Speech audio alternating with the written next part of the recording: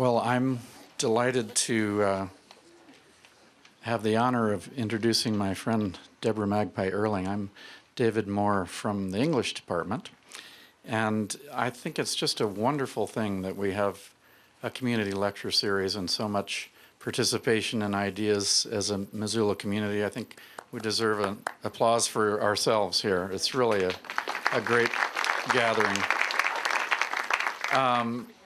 I'd like to say just a few things by way of introduction and then pass it over to the one and only Debra Earling.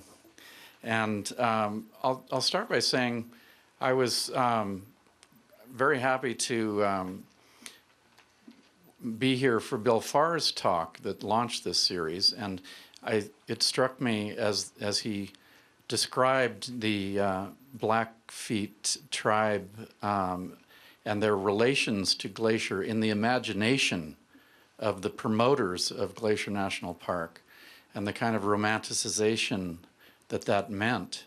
That this final talk will be a wonderful resolve of some of the questions that Bill raised so clearly for us. As you noticed, the community of Browning and the community of the Blackfeet was kind of eclipsed by that imagined view of Native Americans in Glacier.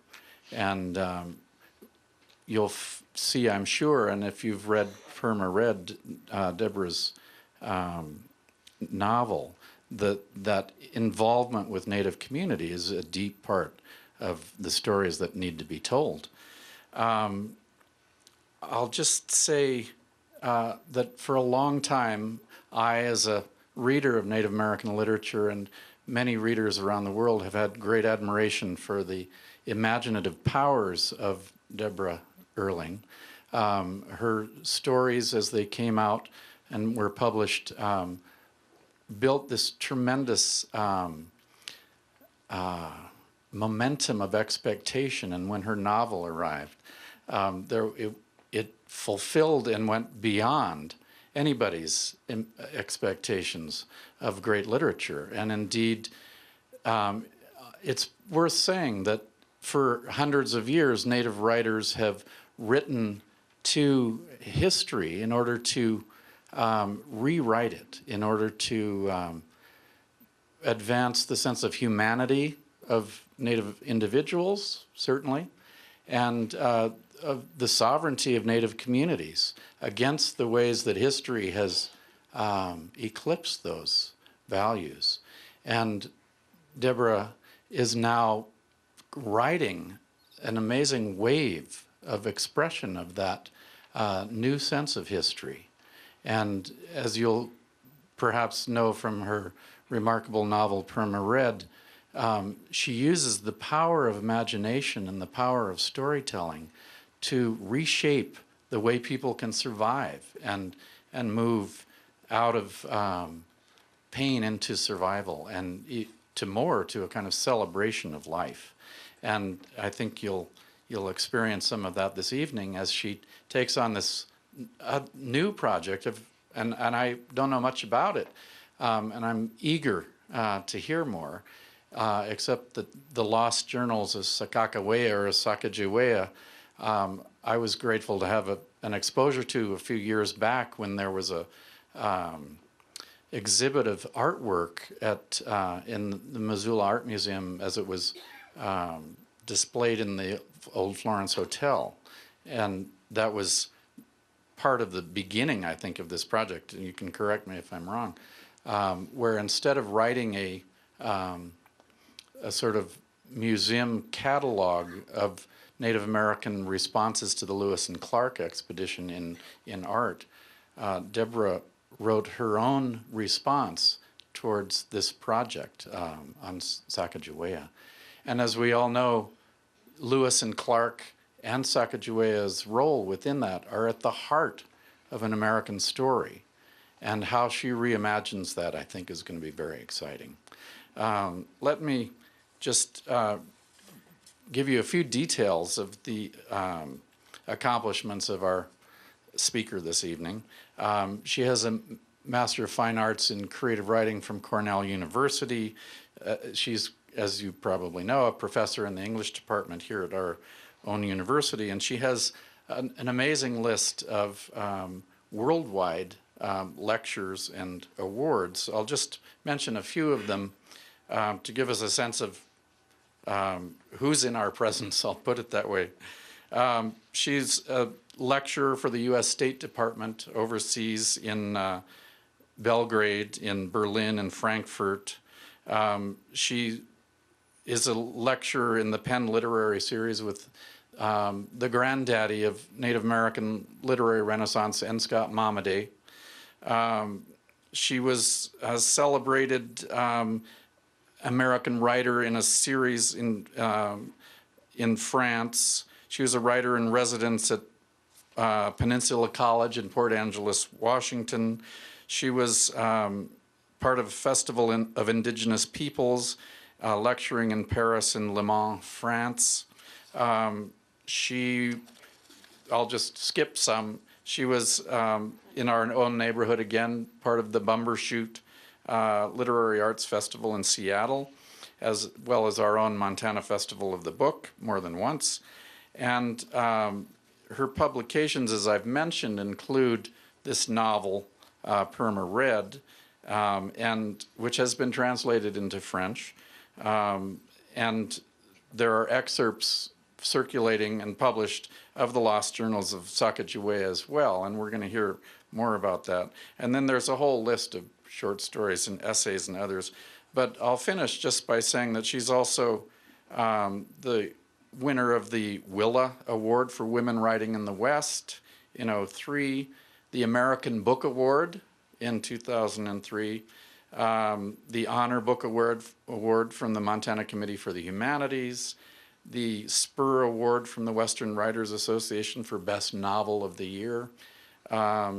She was featured as an educator in Indian Country Today, and not last but not least, she's the winner of a Guggenheim Fellowship, all of which I think are just the beginning of a long career that we get to witness. Would you please join me in welcoming Debra Magpie Earling. Thank you.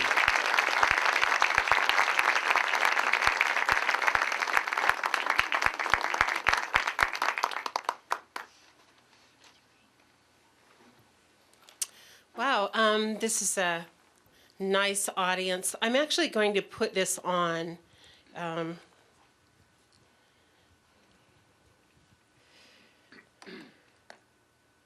see.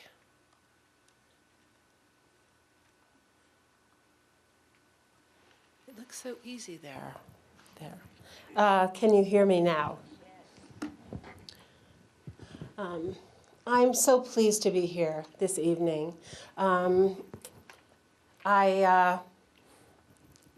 have been working on a novel for the Lost Journals of Sacajawea since I was commissioned by the Missoula Museum of Art, and that was, I think, 3 years ago.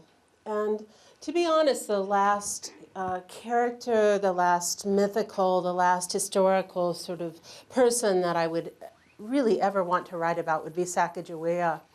And I think because she is so huge in our imagination that she herself has become a mythical person. I was thinking about the many names that Sacajawea has. Her name, Bird Woman Sacajawea, Sacajawea, Sacajawea, Poivro, Journeyer, Guide. And she also had the nickname of Janie. I don't know how many times her name is misspelled in the journals of Lewis and Clark, but many. Oftentimes she is referred to as Squaw. In some accounts, Sacajawea, and I refer to her as Sacajawea because the Lemhi Shoshone who claim Sacajawea refer to her as Sacajawea. They call her Sacajawea. It is the Hidatsa who refer to her as Sakakawea and also as Bird Woman. What I find interesting, and I'll talk a little bit more about this, but I did not know this, that the Hidatsas, who the Lemhi-Shoshone claim stole Sacajawea from Three Forks in, must have been around, I'd say like 1797, that she was taken from her tribe. Some say she was taken at the age of 8. Some say she was taken at the age of 11. Some say she was 15 years old. Some say she was 13 years old when Lewis and Clark came up the Missouri River. Others say she was as old as 18 years old. So I think, I'm trying to find a balance there, and I will just say that Sacajawea was 15 and a half years old when Lewis and Clark came up the Missouri. There's been many, there are too many books to list, actually, on the life of Sacajawea. There's even coloring books dedicated to the life of Sacajawea. I love the whole idea, the mythical expression of a woman that we don't even really know her name. We don't know what tribe she's from, because 2 tribes claim her, and there has been some rumor that other tribes have also claimed her as a member of their tribe. And then you think about a woman whose name is obscured. And I always get really saddened when that happens, because I know that I grew up, and I'm sure all of you grew up knowing Sacajawea as Sacajawea. And then there was a change when the Hidatsas began to make their history known and claim her as Sacajawea. And so have you found that? I find it uncomfortable when people will say, it's not pronounced Sacajawea, it's Sacajawea or Sagawea, And I started thinking, how obscure and how mythical is Sacajawea going to become?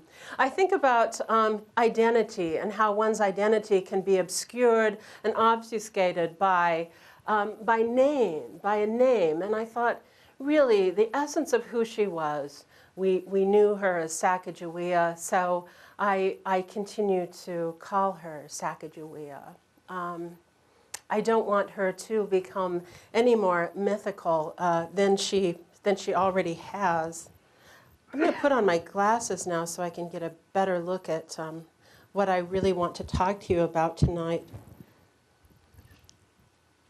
I call this lecture reading the writer's mythical guide, Finding the Lost Journals of Sacajawea.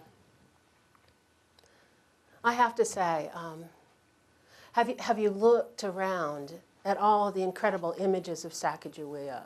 They seem to be everywhere in the West. There's bronze statues of her. In some of the statues, she's quite matronly, and she's got the baby on her back. But even if she was 18 years old and walking from Fort Mandan all the way to the coast, I don't think she would look quite like that.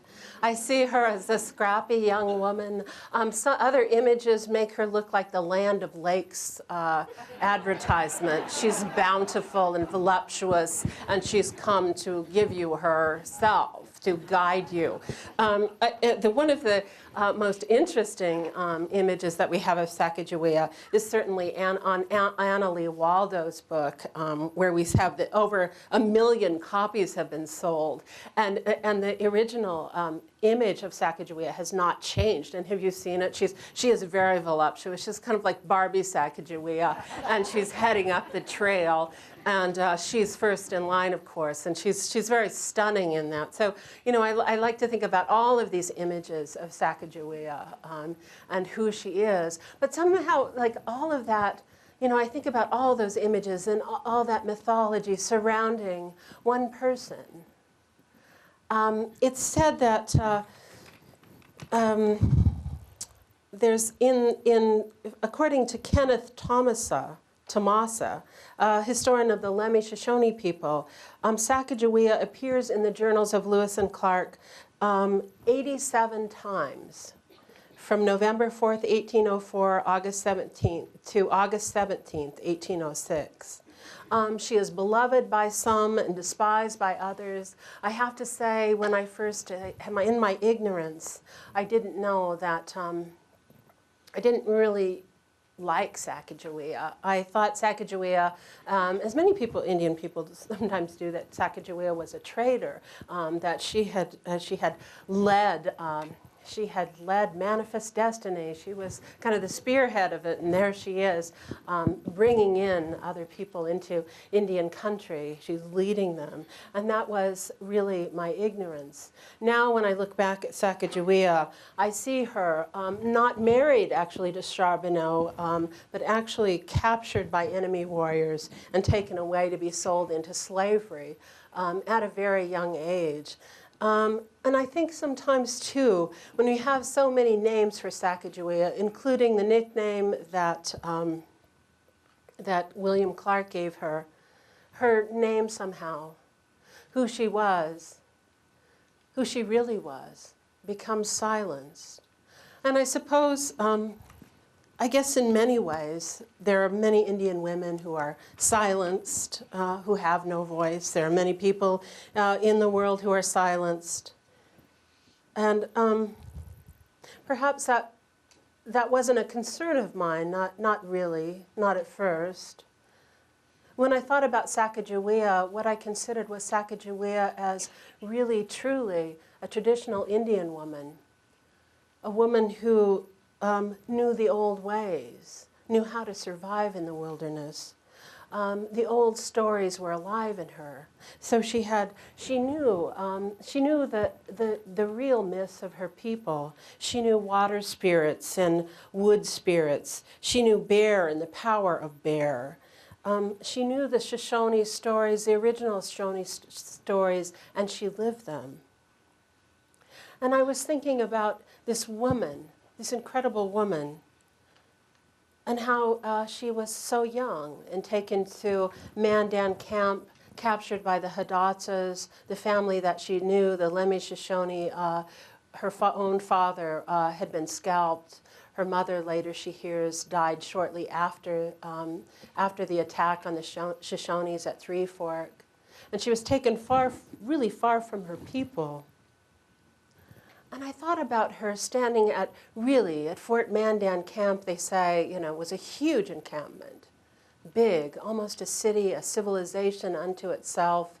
5,000 people, some estimates are. There was 5 villages. Traders were coming in and out. There were boats coming up the river, and certainly Lewis and Clark coming up the river. And I think about Sacajawea as that young girl standing really at the very edge of civilization and seeing it come, and what she must have thought, and how disturbing and how terrible it must have been at times. And what happened when Lewis and Clark finally arrived. Did you know that Lewis and Clark, I'm sure you're aware if you follow Lewis and Clark at all, they seem to be perpetual, don't they? They're part of the perpetual myth of the West. But Lewis and Clark were sending back medicine bundles to the great white father, Thomas Jefferson. And I think about that. Do you know that literally they would wrap a magpie in a fox or in a fox or an otter skin, and then they would send it off down the river, and they would send it to the great white father. Men would take the boats back to bring it to Thomas Jefferson. Prairie dogs and sage grouse, peasants dressed and sent upstream. And I thought about that, and it occurred to me that she must have thought that what powerful medicine these people have, that they're sending all of these bundles up the river. What must that have been like for her? And I started thinking more and more about Sacajawea, who she was, what her life was like. And I had this one experience when I was in, I had been sent, I feel like I was sent to St. Louis, and I had gone to the Lewis and Clark bicentennial, and there was a man that I met there, Gerard A. Baker, he's Mandan Hidatsa. And he took over the Mount Rushmore National Memorial. He was the superintendent of Mount Rushmore Memorial, and he's also a historian of the Manhattan Hidatsa. He's a like really smart man, and so I had this terrible experience when I was in St. Louis. It was a beautiful day out, and I had gone out in my white shirt, and I was hanging out all day long, looking at the baseball field and going shopping and things like that, real educational things. And I found myself, I came back just in time for dinner. And N. Scott Momaday was present, as well as other dignitaries, including Gerard Baker. And they had all this equipment set up. And I came in, and my shirt was dirty. It was white. And they said, you're going to be on C-SPAN in about 2 minutes. And so I ended up sitting on this, I think there was one other woman, and we were sitting, and I was seated next to N. Scott Momaday, and Gerard Baker got up, and he was talking about Sacajawea, and they asked us one question: what would you write about? Again, I was in this book, Lewis and Clark Through Indian Eyes, and they said, if you were to, choose another question, what would you write about? And I knew right away what I'd write about. I was fascinated with Sergeant Ordway, and I was kind of fascinated with the sexual rituals at Mandan Camp among the Corps and the women of the camp, the Hidatsa and the Mandan women of the camp. The women of the camp did not seem to be enjoying this very much, and I was curious. There was one particular in, I think it was October 4th, 1804, when Sergeant Ordway took a woman from the Hidatsa. He was actually given a woman to sleep with, and the next day, this is what the journal says.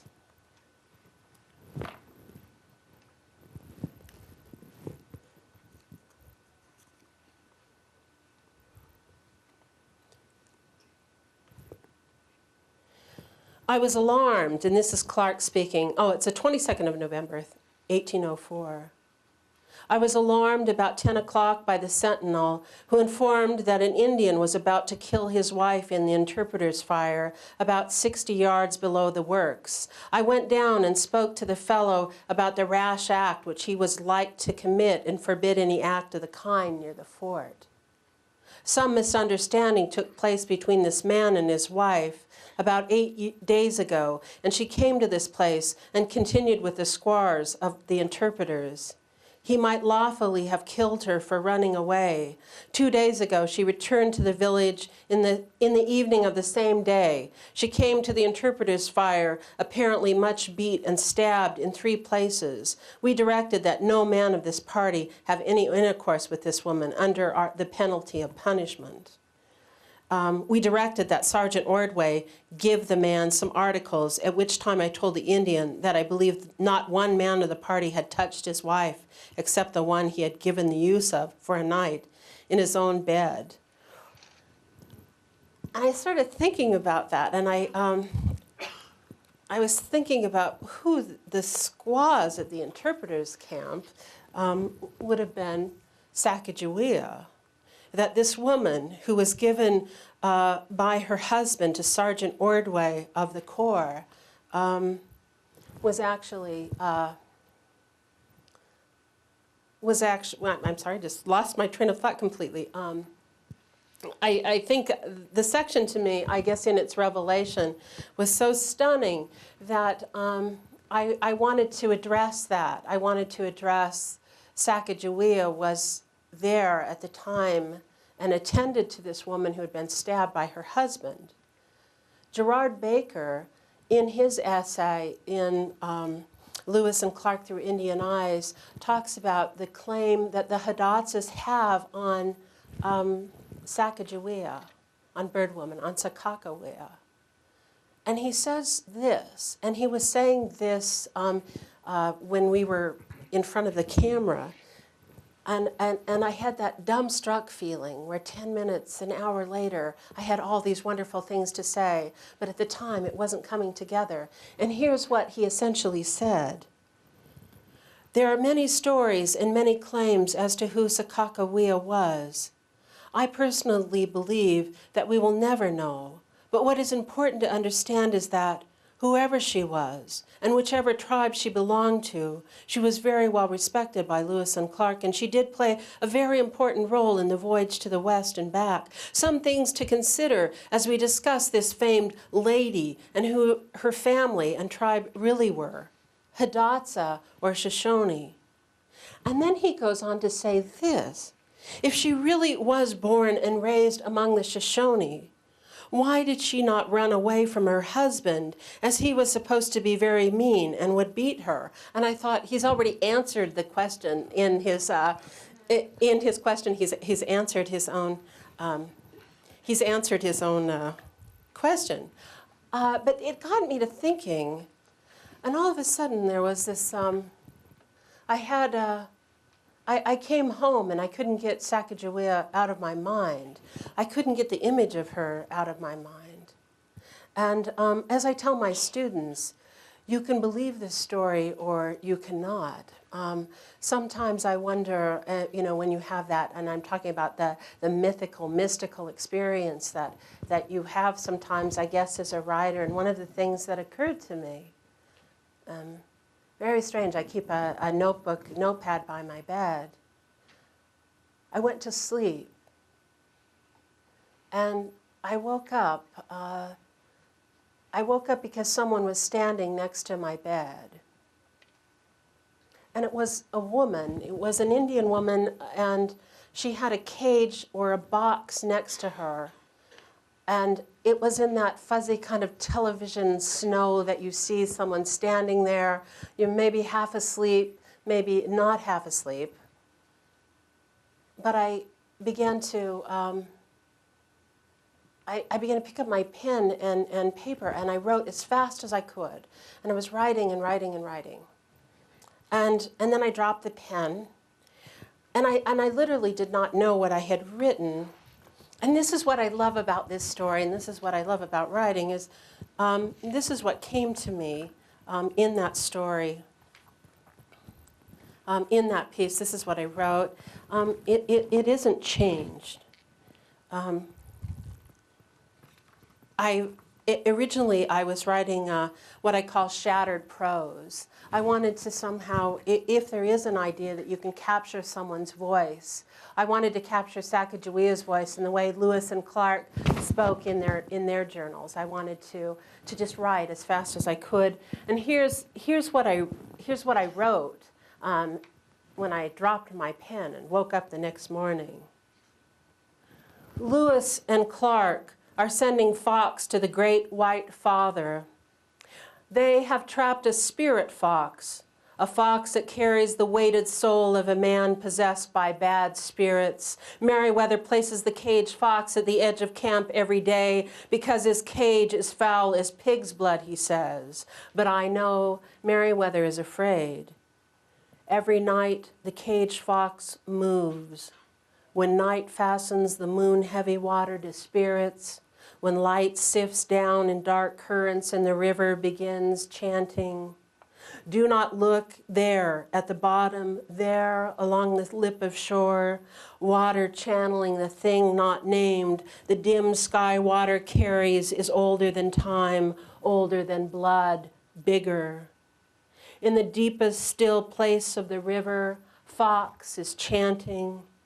Sparkling scales of fish scattering silt, beaver slick currents, fox conjures sparks of waves smoothing stones, fox gnashes his teeth, his black mouth open, his teeth so white I chatter in sleep. They can't put his cage far enough away from me. In the dark, he is the thing moving. I wake. His rattling cage beside me, fox whispering a harsh wind low. I have opened the cage door, he remains. Fox blood is sour, his small head wounded. I'm afraid of his teeth, his grim shining eyes. Mostly I'm afraid of his voice. He could kill me with his stories. I bludgeoned my wife, he tells me.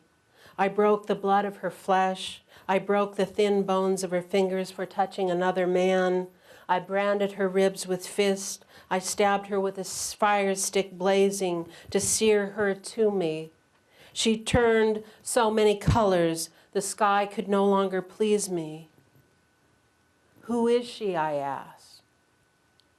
Wife for dark nights, he answers. Wife for dark nights, wife for dark nights, wife for dark nights, wife for dark nights, wife for dark nights. That's where I kind of went back to sleep. And as things would be, in a wonderful world where all things happen in a happy way and things work out, my mother called me the next day. And this is another one, believe this if you will, because my jaw dropped. And my mother said, have you heard?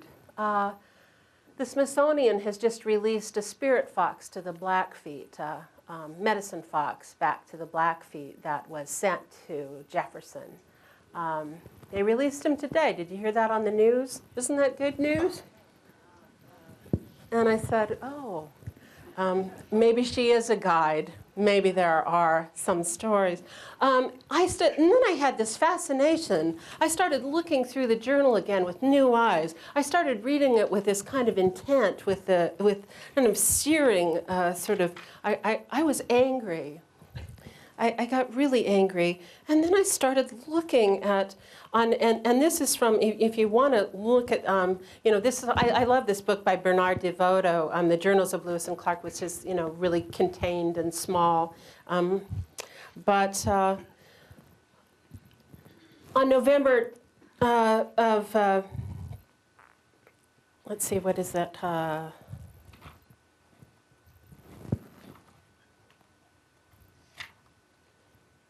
Let's see, on the 20th of October,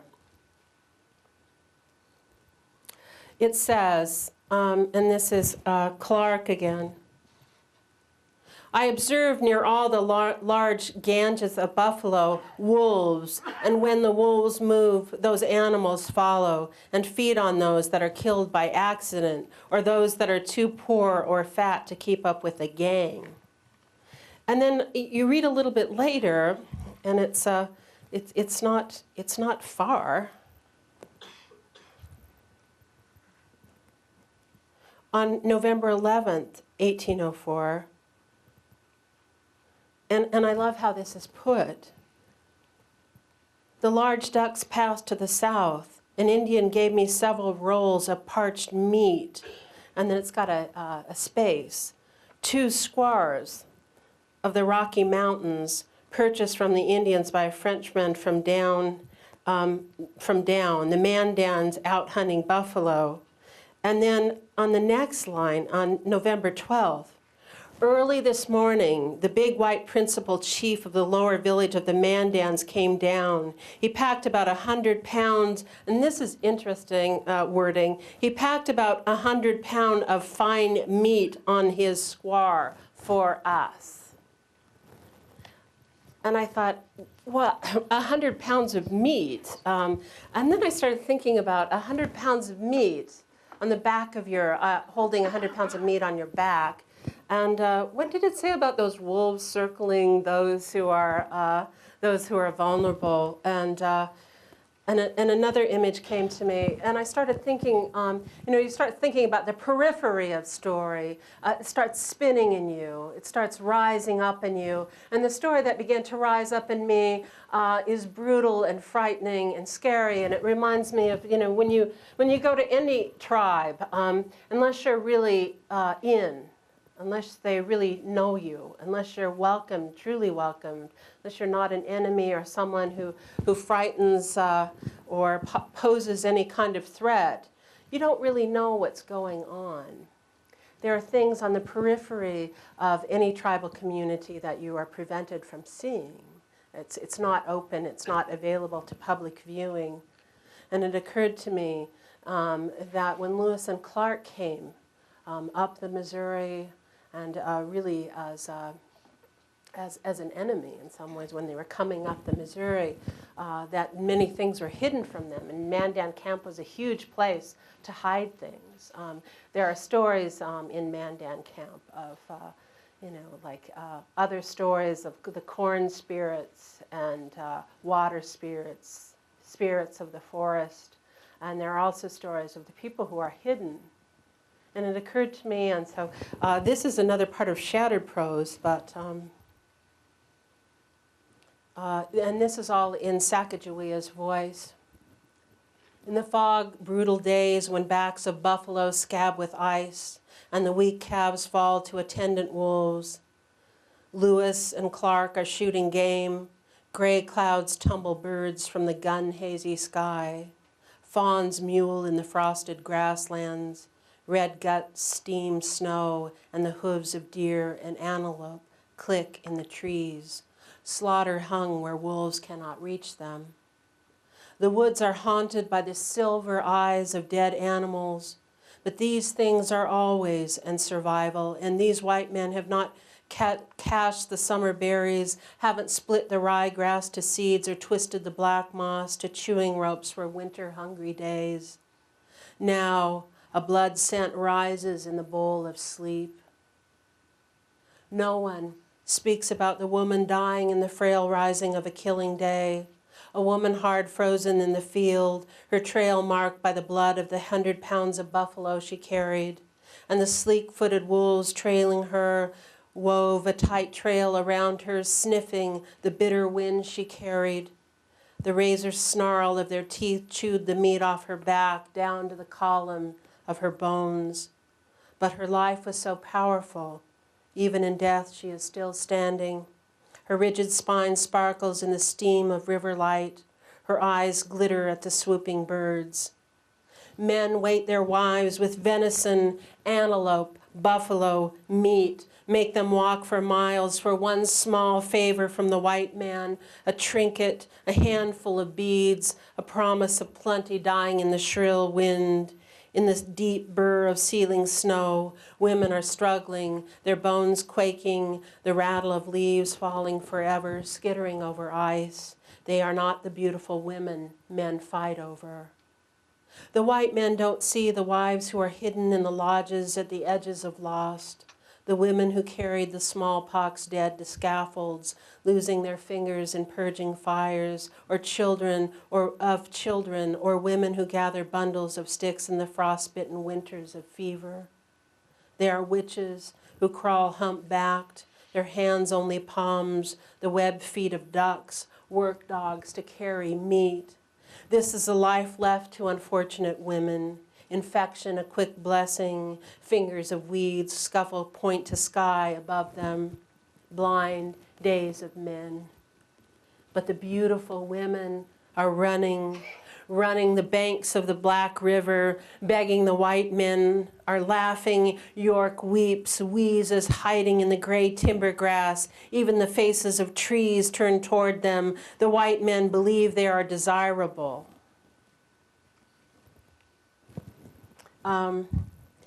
That was something that just kind of came to me too about the desirability of these white men. That I'm not sure whether you're familiar with this, but a lot of the Indian women from tribes would run along the side of the river on the other side and wave to them, and they wanted to be part of their journey. And I'm sure the reason why they did was if some of these women were so brutalized, then they probably wanted to go to live. When I was on C-SPAN, frozen in the big lamp light of television, I didn't speak up, but there was something moving in the room because these men not in Scott-Mamadi, but there were some tribal men who began to they began to defend the Indian men and their practices 100 years ago, 150 years ago. They started saying things like, you would have had to have been there. It was, things were different back then, and you can't look through the scrutiny of the hard lens of present day to judge what happened years ago. And I thought, well, I think you can if you're looking at the way that white men treat Indians, but not the way Indians have treated their women. And I started thinking about, wow, I'm in trouble now. I've stumbled upon a story that does talk about the violence that has happened to Indian women and continues to happen in Indian country, and addressing that, even through the thick lens, looking back, it still goes on. I think recently there was an article here, maybe about 6 months ago, on violence and reservation toward Indian women. And I thought, there are some powerful stories to be told. And I thought about Sacajawea, and I thought about the stories that are just hidden beneath those lines in the journal. One is that because of the men, and not the Indian men, but the white men who were in the Corps, that Sacajawea had to sleep like all four of them slept together, Charbonneau, Sacajawea, and the baby, and Lewis and Clark. And she had to sleep with these men so that she wasn't this woman alone, like left to the wolves, I guess, with the men in the Corps. She had to be protected by, especially Clark. He took, care to see that she was protected. And, I think about that incredible journey and that question, if she was Shoshone, why didn't she just run away? And I thought, they're stabbing the women at Mandan Camp. It's quite a long journey from Vermilion, South Dakota to Idaho. Quite a long journey for a young woman. And there are many things that that sparked me. And those, the pieces that I read to you are really, they're shattered prose. They're not, they're not the novel that I had been writing. And so I wanted to kind of close my talk with a reading from The Lost Journals of Sacajawea, which has become, surprisingly to me, has become my second novel.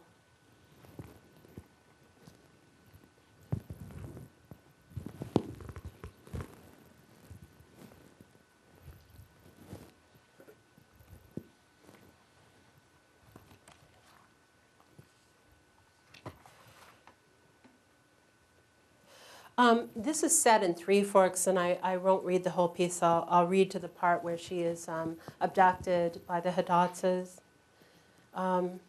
Day of my father's fear.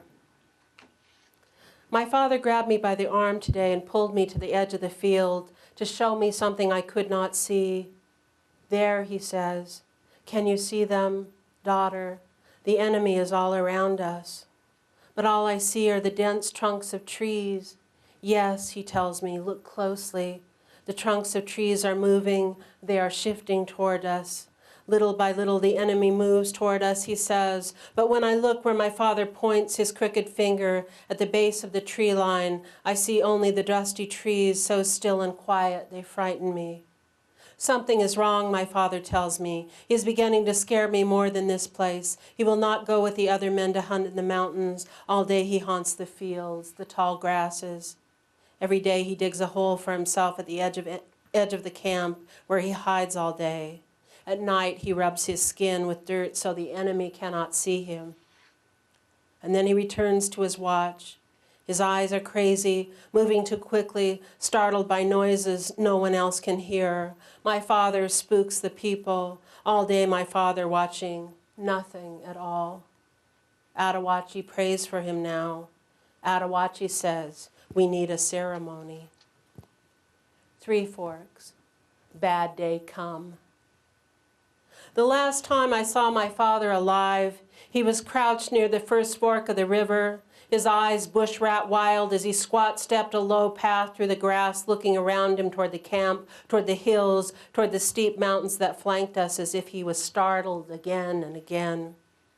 I had been looking for him, and when he saw me standing above him, he tugged my hand and tried to yank me down, and before I could move, he shoved me, a mean shove to the ground. I crushed the grass, smelled the green roots of stinging nettles. My knees were bleeding. A bad spirit had found us. I was like the fish that tricks the other fish, stunned and flapping on the ground, the sound of 1,000 grinning bees grinding the still air above me. I looked in the distance, far down the valley. White moths quivered above the fields. I looked back toward camp. My mother was standing, unmoving beside my brother. The women and old men had stopped their work, and everyone, it seemed, was listening. And then my legs began to tremble, then shake. The earth was rumbling. Buffalo, buffalo, I thought. My father had disappeared. I saw men riding toward us, coming at us from all sides. There was no buffalo. I thought our men were returning to us, but I was wrong. Old women shrieked. Children cried. Dust pluming down the mountains, dirt clods scattering. A man I did not know pitched forward over the head of his horse, and I saw his dark mouth open to dirt as the red horse clattered over him. A black-tailed deer quivered beside me, then leapt sideways, bounding toward the river. I ran beside the deer before he cut from me. I heard the lungs of a horse gathering wind behind me. The horse reared full force. His hooves hacked the earth beside me. The rider rode down on me. I threw my hands up in the wind of the horse's passing, and it is then I felt my flesh tear, my scalp hissed. I turned to see the sweat-slick face of a man I did not recognize. I dropped to the ground and felt hooves graze my head. The rider circled me laughing, and then he fisted the thin tail of my hair up over his head, flap-kicked his horse, and chased past me.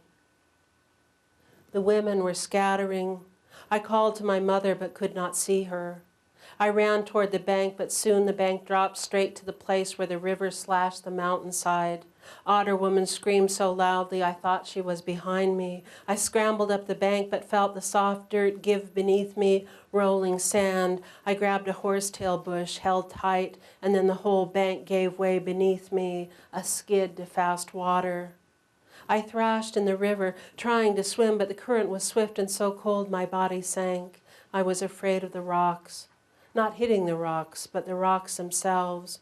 Massive mountains of boulders slick beneath deep water.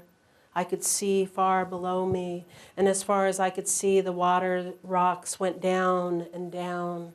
I tried to push clear of them, but the rocks were slick, greasy as bare bones. I prayed the rocks would not suck me down beneath their slick, dark bellies, rocks so huge families of spirits gathered beneath them. The river carried me under and away from them. I held my breath. Water churned with light as if 1,000 birds were flapping around me, and the current was strong, pushing me forward and back, twirling me end over end over end, so that I rolled, sucking air, and then water again. If I could make it to the rush grass, I could hide. Then the river pulled me down and shot me to the surface like dead wood. I was going down again, turning backward. I saw sky, sinew of clouds, a silverfish bigger than a man. I was letting go. A rock scraped my backbone and the water shuddered and swirled around me. Water was a storm of yellow bubbles. I saw the legs of the enemy's horse scooping water behind and around me. I felt the giant chest of the horse at my side, could feel its slick coat, the wheeze of his lungs beneath ribs. The water deepened to black and the horse swam far above me, the water green now and foaming in the churn of his legs. Then the current rushed up from beneath me and I surfaced. I scraped my toes on land. Somehow, I had made it to shallow water. I pressed my legs down hard. I tried to stand, to run. For a moment, I was free. And in that moment, the world was still. The powdered moon drifted like dust far above the land. I remembered the smell of my mother's huckleberry-stained hands, and my chest was hollow with all the things I knew would be no more. The smoke of tamarack lifting over camp, my people laughing at the end of long days. For a lightning second, I was alone among all the people and things I would not know again. And then I heard the horse rattle, the wetness from its bones, felt the water sting of the horse's shaking, the slap swish of his tail. The horse lunged down as the rider reclaimed him. The man had lost his breechcloth. The horse turned wild, spinning and bucking in the shallow water, his hooves spitting rocks. The man's buttocks clenched the sleek back of the horse. Time slowed for me. I saw my enemy's stomach riddled with scars, the blood gash on his forehead. His eyes squeezed shut for a moment. I ran in the splash of shallow water. I had to hold my arms out to balance myself, the rocks beneath me small and slippery, but I had a chance. I heard the snort of the horse behind me. The man was hanging off the side of his horse. I felt his arms scoop around me. I grabbed back at him, a scraggy man. I closed my arms around his neck, and he fell toward me into the water. He pulled me to him with such force my head cracked his chest. I saw a raid of snapping lights before he pressed my head beneath water. I kicked him. I bit his thigh. He held me away from him, then pulled me close. He lifted me up with one arm and threw me sideways onto his horse. And then we were running. I could feel his fingers pressing into my back to keep me straddled on the horse. I could see the ground moving past us. We were alone for a while until the other strange men gathered beside us. I could see Otter Woman tied to the back of a warrior's horse. Her body was limp, still as deer meat. Her head was bleeding. I heard others crying, but I could not see them. I tried to kick myself off the neck of the horse, but the saddle horn bruised my ribs. My enemy slapped my butt, and all the men laughed at me. I smelled death then, the ripe pale scent of blood. One man rode up beside the horse that carried me. I counted the scalps tied to the saddle of his horse. There was stands down thunder and stony dog's hair. Water comes to blood and fights flint. And then I saw the long black whip of my father's hair. My father. I would have reached forward to touch his hair, but his arms were bound. I wanted to claim the beaded strand of my father's braid. I snapped at his hair with my teeth, tried to catch one strand of my father so that he would travel with me. What was it I saw then? Skies stuttering with light, trees overhead bending toward me. My enemy's horse charged forward. The lumpy hills throbbed beneath my breastbone as a rider covered my face with his hand. I think I'll stop there.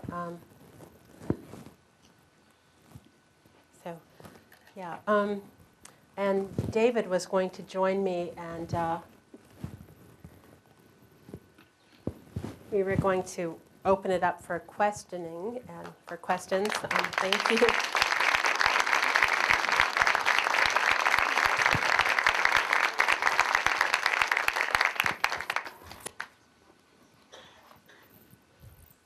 There's a request that I run out when there are questions to put the questions on the microphone.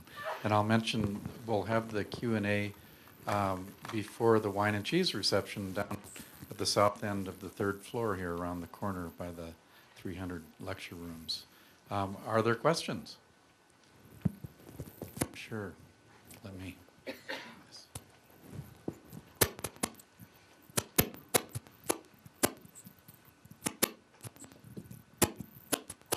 Related to what tribe she was from, as they left the Big Hole, didn't they then meet up with her tribe and her brother?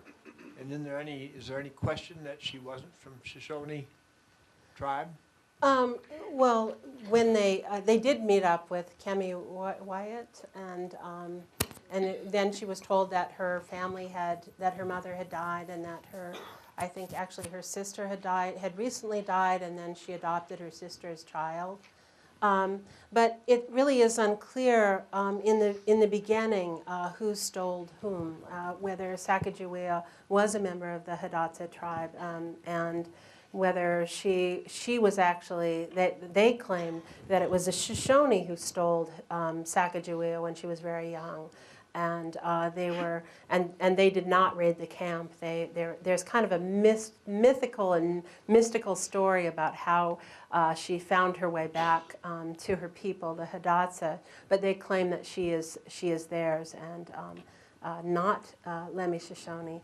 So I think that just adds to her mystique and who she, that many want to claim her, who she is, who she was. It really becomes obscure. But it really isn't clear. Although I think that when, certainly when they got back to her home after all these, after the long journey, when she saw her brother, she was overwhelmed with joy. And the Hidatsas claim that her brother decided not to return with her to Mandan, that he wanted to stay because he saw himself in a great vision and saw that he would become a very important man. So. Other questions?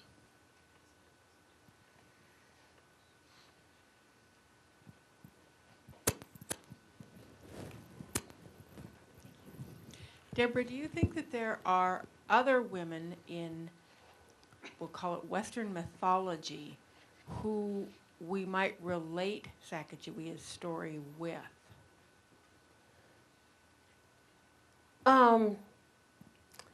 Well, I think, it's kind of strange, but the person who comes to mind would be Calamity Jane. In the mythology that we have, around Calamity Jane, which I think is really interesting when historians say that Calamity Jane, was, well, they say really terrible things about Calamity Jane, and she's referred to as a whore, and the good parts of Calamity Jane are kind of poked fun at, or, she's kind of a riotous, funny character, and she actually wrote, is said to have written her own journal or her own diary, which has been disputed by historians. But I love that story too. In her account, when she was 16 years old, she traveled across the mountains from Deadwood to the Battle of to Custer's battlefield, or the Battle of the Big. It's the Battle of the Big. Why am I forgetting that? Bighorn, Battle of Bighorn, and she was said to. And I think about that. If you traveled from like even Belle Fourche, into that country, into Crow country, how vast that is. Even now, it's frightening. And just that story that she told, that as a young girl, she traveled, at the age of 16 and rode her horse all the way to the battlefield to retrieve her uncle's body.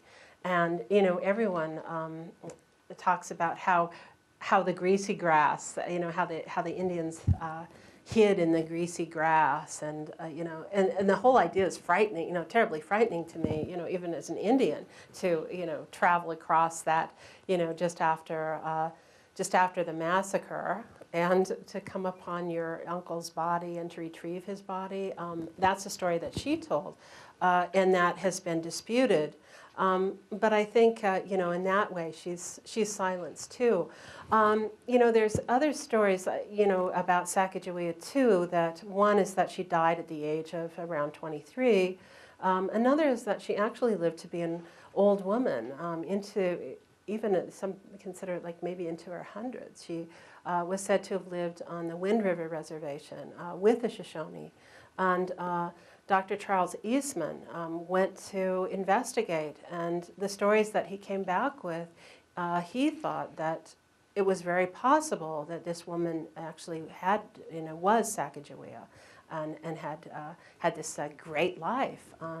So that's not knowing her life that's even mythical, even her death.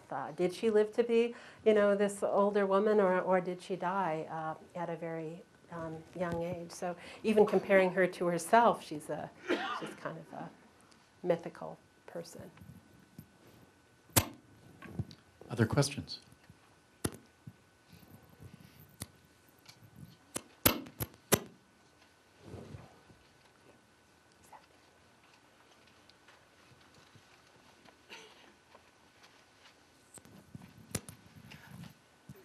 Debra, I recall the extraordinary criticism that Alice Walker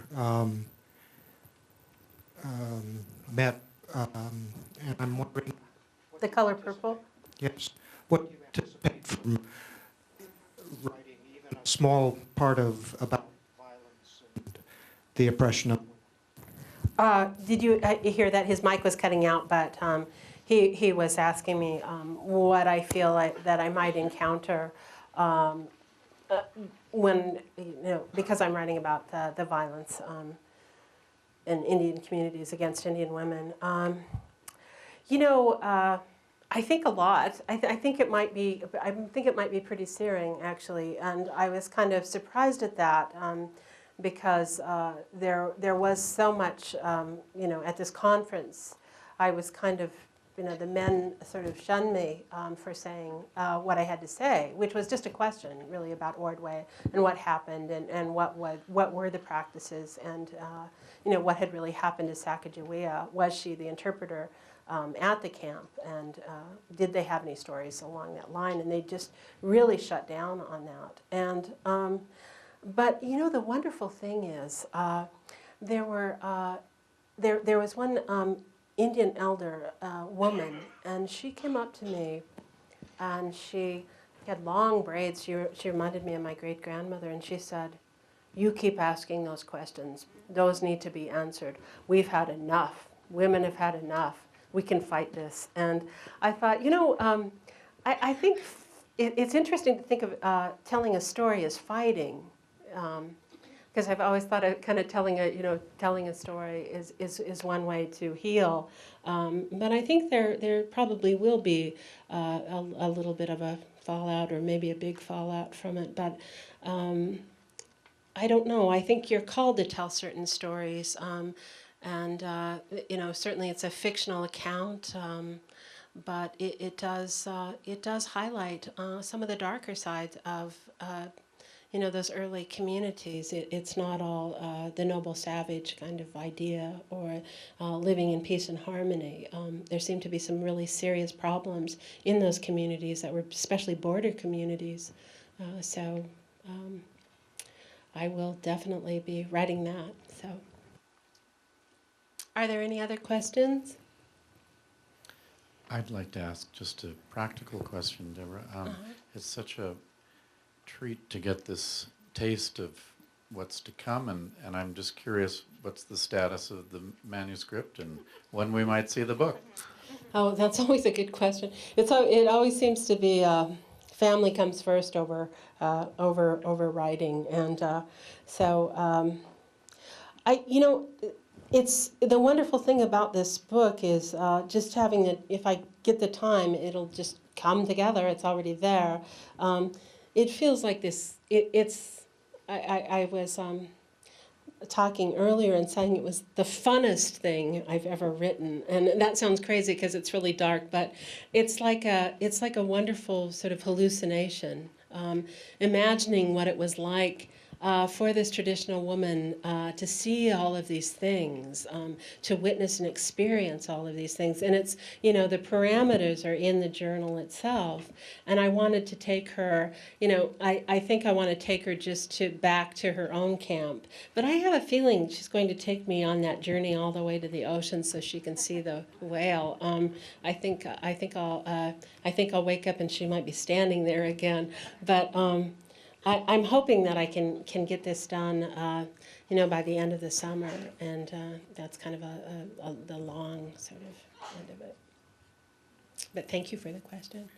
And thank you for your kind attention this evening. It's been a pleasure to share this. I don't usually, I share things that are written, but I don't really share the process of writing and how I'm really looking at things closely. I kind of guard those things and share them only with some of my dearest friends. So it's kind of I appreciate so much your giving me the opportunity to share this in such a large forum, to stick my my really rough drafts out there and talk to you about the process of finding the lost journals of Sacajawea. So thank you very much.